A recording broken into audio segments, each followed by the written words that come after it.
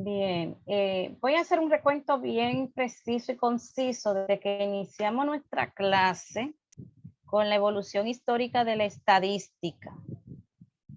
Básicamente, lo que ustedes deben registrar, resumir y aprender es qué situaciones se estaban dando, qué actividades, cuál es ese quehacer que luego tiene el nombre de estadística.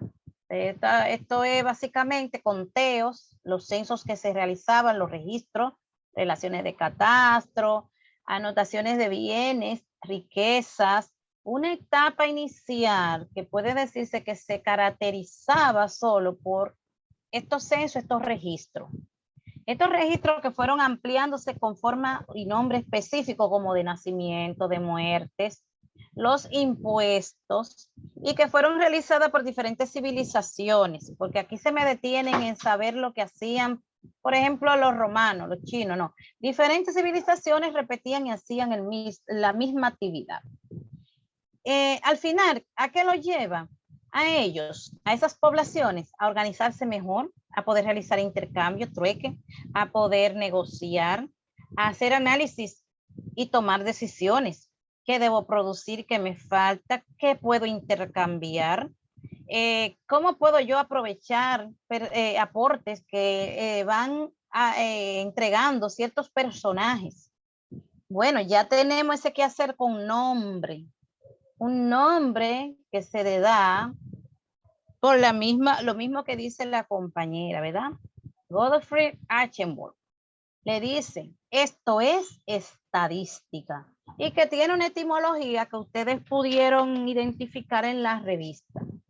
3 términos, del latín, del alemán, del italiano. También pudimos ver, ya cuando aparece el nombre de ahí en adelante, ustedes pueden observar que esta es otra etapa, es una evolución. Y también que hay quienes se congregan, integrantes de escuelas, para estudiar fenómenos sociales políticos. También pues aparecen en esos estudios interesados en ganar, en apostar, en predecir. Hoy en día nosotros nos decimos, yo quisiera ganar que cuando yo voy a un centro o yo voy a un lugar me den un préstamo. Quiero ganar que esté positiva o que sea negativa ante esta situación, ante esta enfermedad.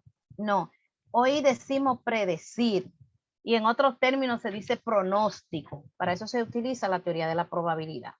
Pero con la teoría de la probabilidad aparecen otras teorías y en la historia de estadística nosotros la podemos identificar.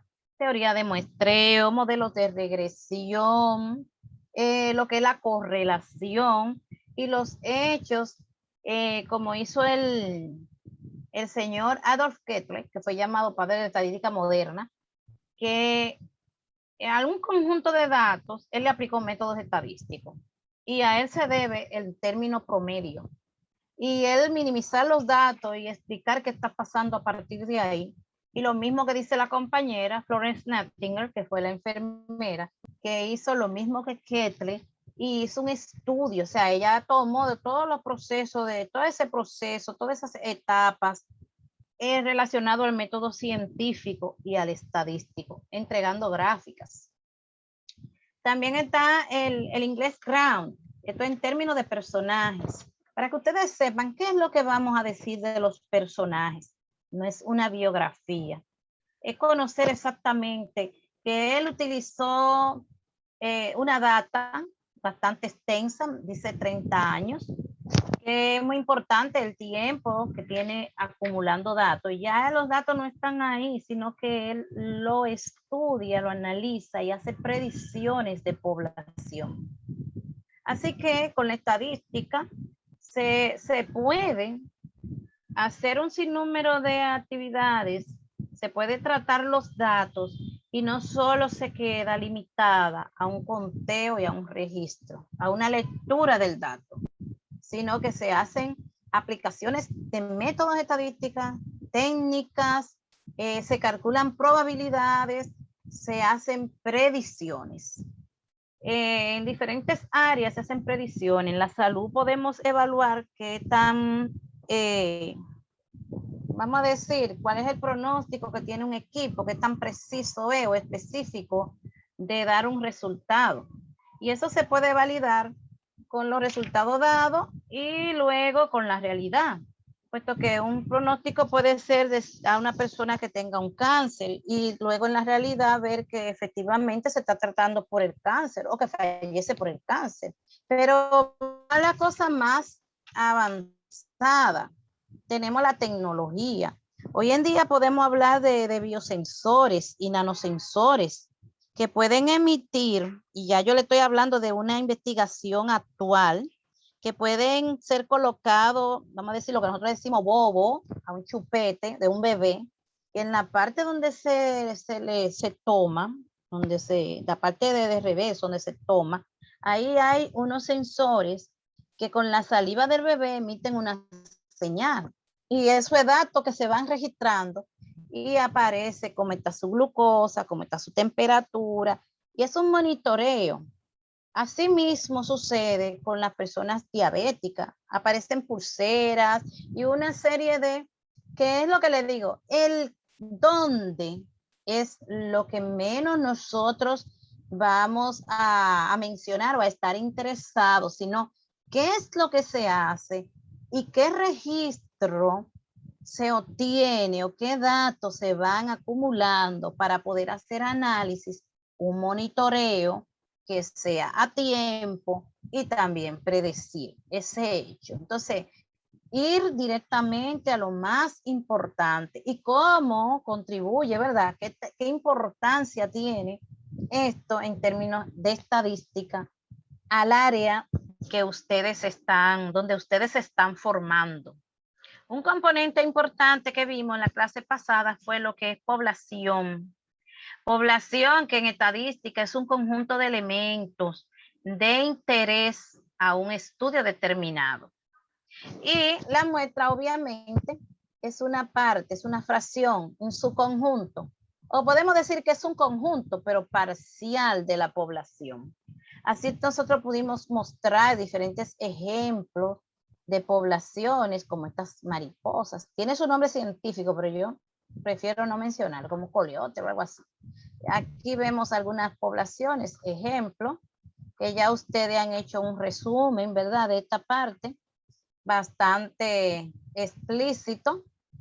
Y de cada muestra que yo tome, debe ser de esa misma. O sea, si yo quiero tomar una muestra del consultorio 1, yo no puedo tomar del consultorio 2. Porque si yo pregunto cuál es la vestimenta y aparece uno de vestimenta rojo, este es rojo. Entonces, no es verdad que del consultorio 1 hay rojo. Porque lo que entraron al consultorio, todo esto que están fuera, lo que entraron, todos eran azules. Entonces, la muestra que yo tome tiene que ser representativa y también aleatoria. Esas son características de la muestra.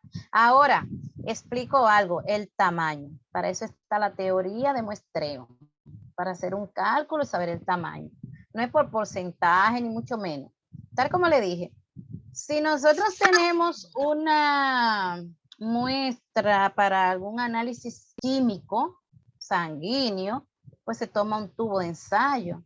Pero si ya la sangre que se lleva es para transfundir, pues una, ¿cómo le llaman? Una pinta. Si es para la tipificación, una gota de sangre. Entonces, nosotros tenemos que tener bien en cuenta que no es por proporción, porque si usted dice mientras más es, mejor, y que un 10%, que un 20%, pues entonces le va a sacar la sangre a un bebé recién nacido para que sea mejor, entonces está mal. Aquí comenzamos con los pasos de un estudio estadístico, pero lo importante es que vean este esquema. En este esquema, nosotros tenemos una hipótesis a plantear en base a lo que estamos observando. Y es importante saber que el método científico y estadístico se relacionan. Se relacionan porque donde uno inicia para finalizar entra el estadístico y se entrecruzan hasta volver volver al método científico. Por eso este esquema, que es como un círculo vicioso. Lo primero, que en el método científico hay varias etapas: la observación, el enunciado del problema, que te lleva a tener una idea. Una idea que es la hipótesis. Por ejemplo, estoy observando que todas estas personas están falleciendo. ¿Qué es lo que pasa? Y tienen heridas grandes, heridas moderadas, heridas leves, pero están falleciendo. Entonces es un problema. Todo el que llega que está falleciendo.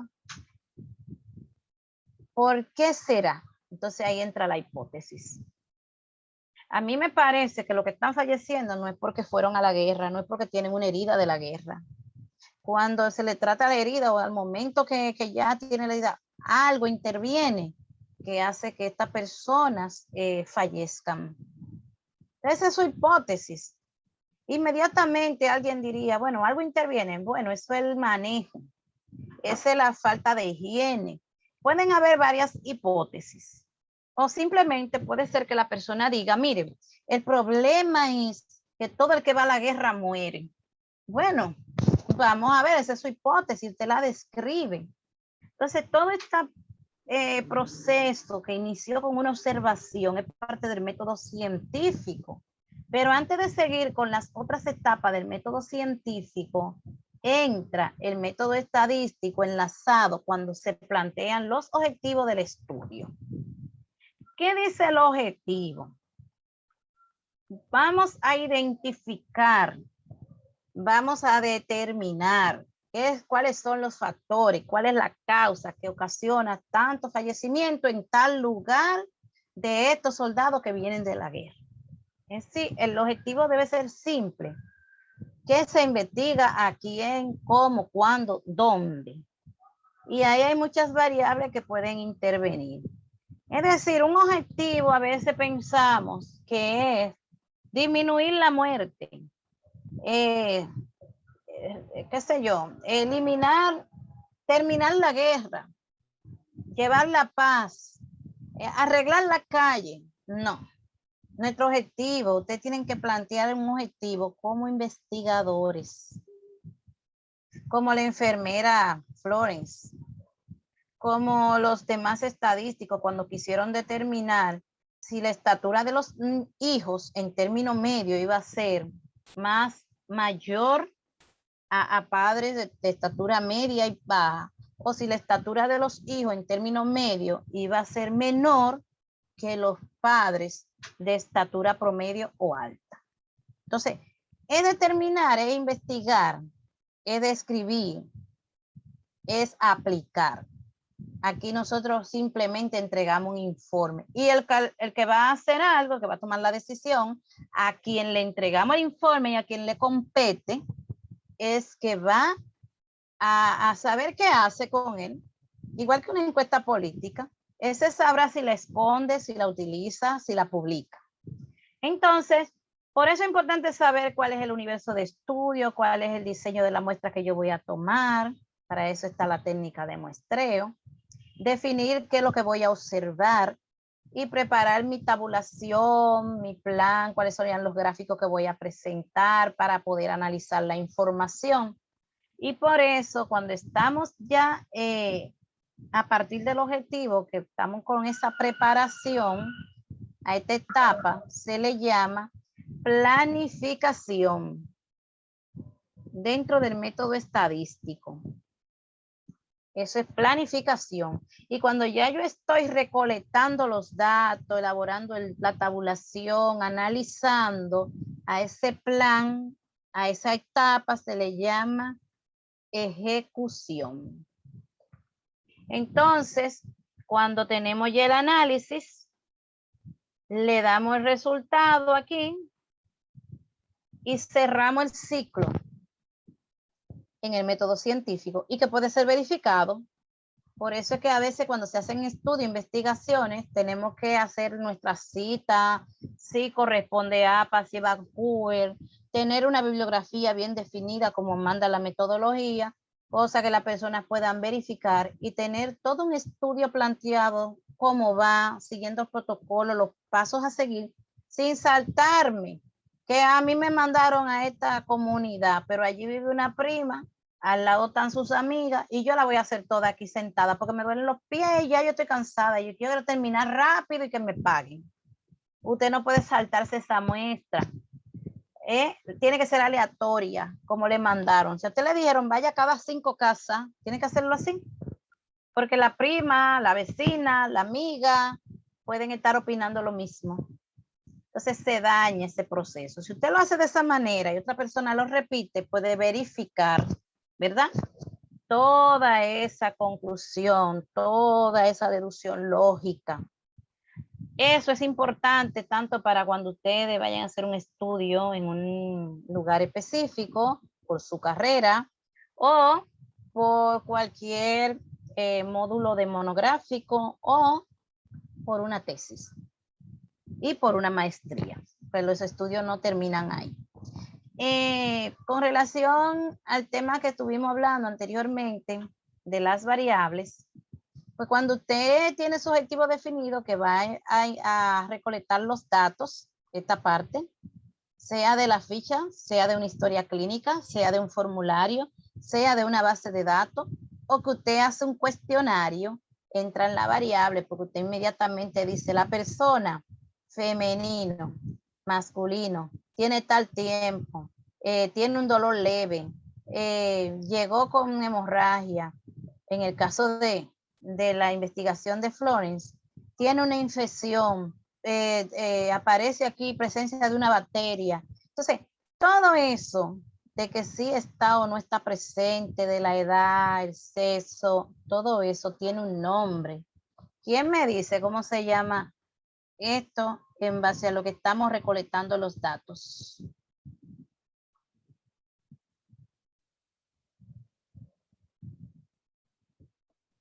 Un silencio total. Esa no es una variable. La variable. Las variables. Entonces, por eso le decía, es importante, porque a partir de la variable que usted va a hacer su pregunta y usted va a decir, ¿cuál es el grupo sanguíneo? Y ahí está esto con un cuadrito y marca.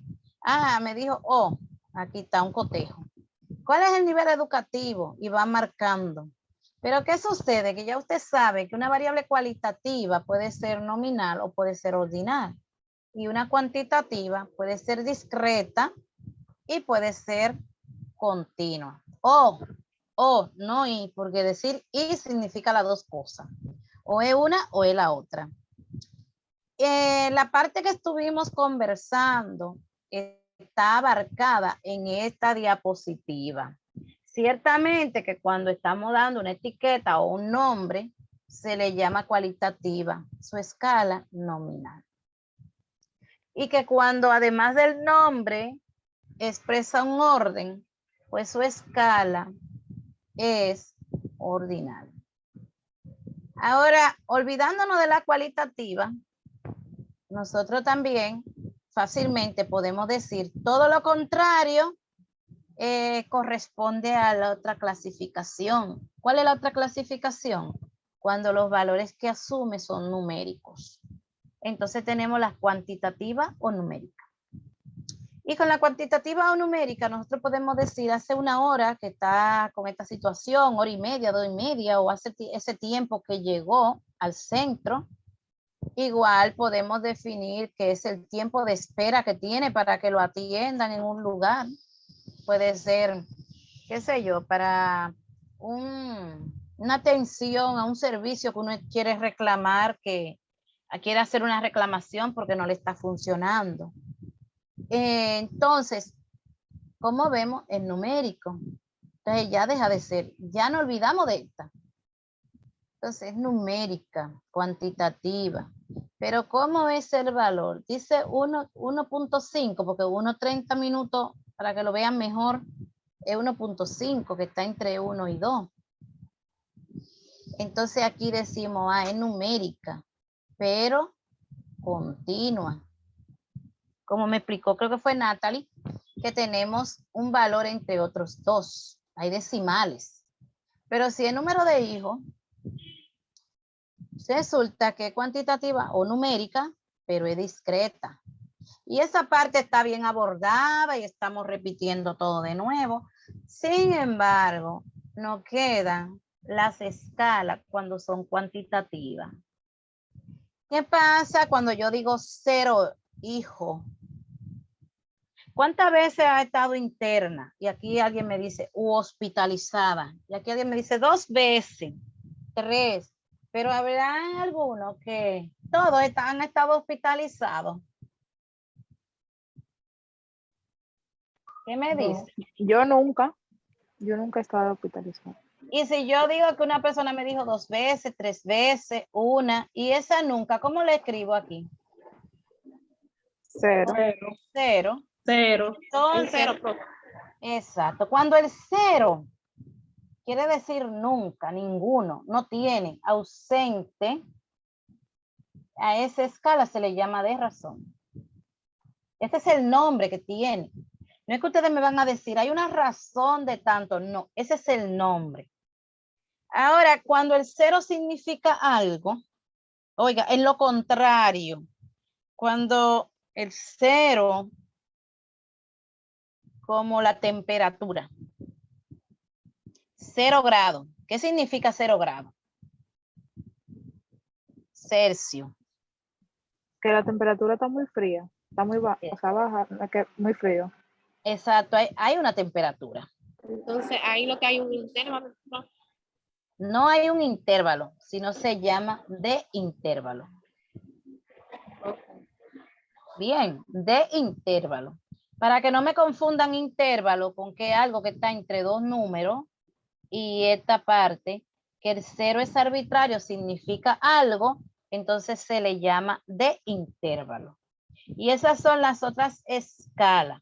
Entonces tenemos una escala nominal, una ordinal, una de razón y una de intervalo. Estas corresponden a la primera y estas corresponden a las cuantitativas. Entiendo que con eso hemos cubierto todo lo que teníamos pendiente para hoy. De hecho, más adelante ustedes van a tener que recolectar un conjunto de datos parecido a este.